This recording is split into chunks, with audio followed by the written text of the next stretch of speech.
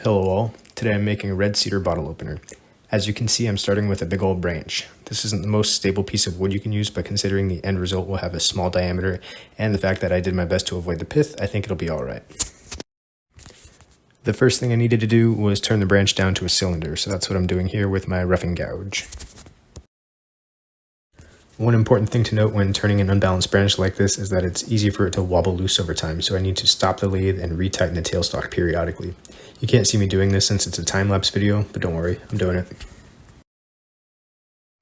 Another important thing to note is that I made sure to freshly sharpen my roughing gouge. If your workpiece is already a cylinder, you can get by for a little while with a dull gouge, but on a piece like this where you only have a few contact points, I found that a dull gouge is incredibly ineffective, and using a sharp gouge allows me to go from an uneven branch to a cylinder much quicker.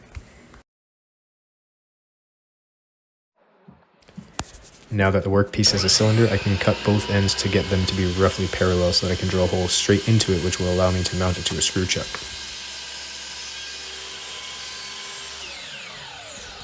You might notice I'm using the clamp that's attached to the miter saw to help hold it in place. I'm doing that because a cylinder can get caught by the saw blade and spin out of your grip, causing nasty kickback. It still makes me uncomfortable though, so one of these days I plan to make a jig that holds the cylinder for me.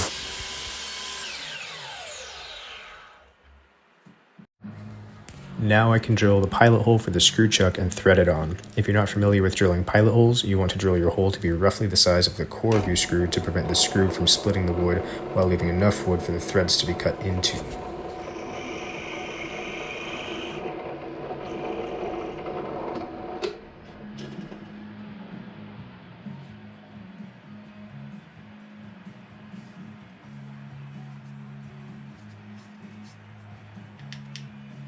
It looks like I lost some of the footage turning the cylinder into the shape of a bottle opener.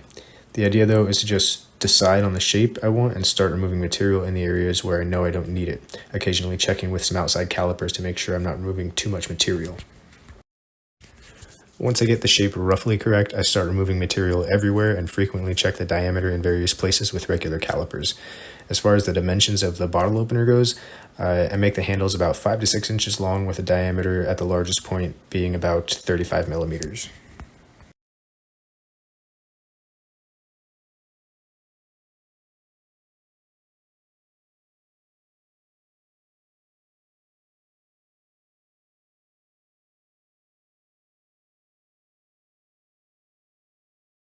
At this point, it's a good idea to resharpen gouges. This helps to make cleaner cuts that require less sanding.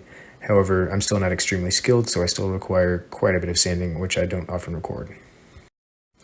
I don't like sanding. It's tedious, tough, and irritating, and you have to do it everywhere.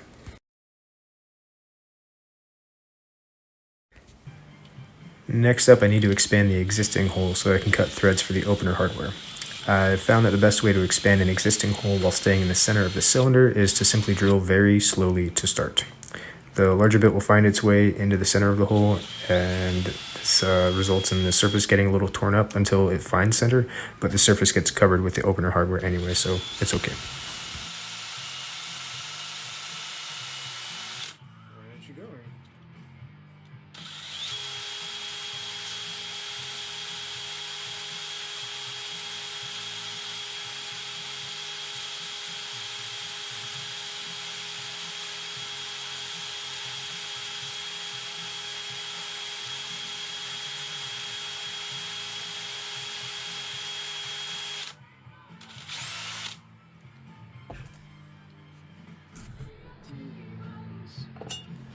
Once you've drilled to the appropriate depth, you can start cutting threads.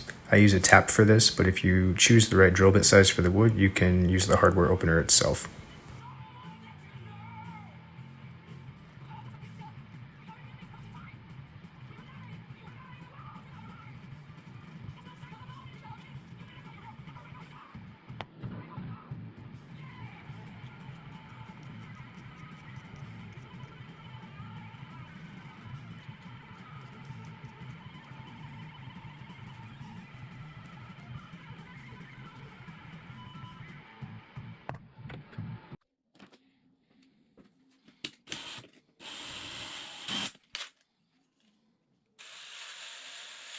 Okay, it's finally time to apply finish.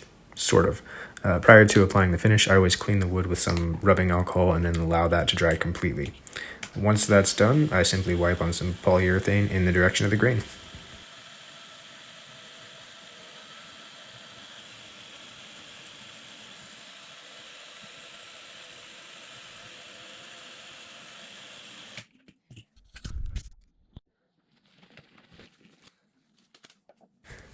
I usually do a few coats of polyurethane, but I just record the one because they all pretty much look the same.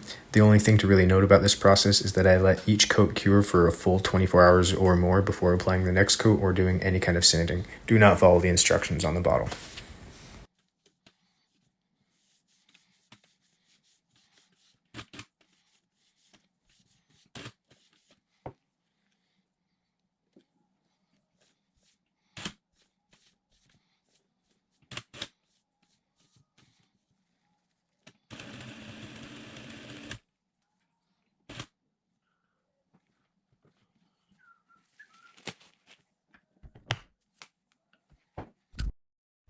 And that's that. Hopefully you found this helpful or interesting. Either way, here are some pictures of the finished product.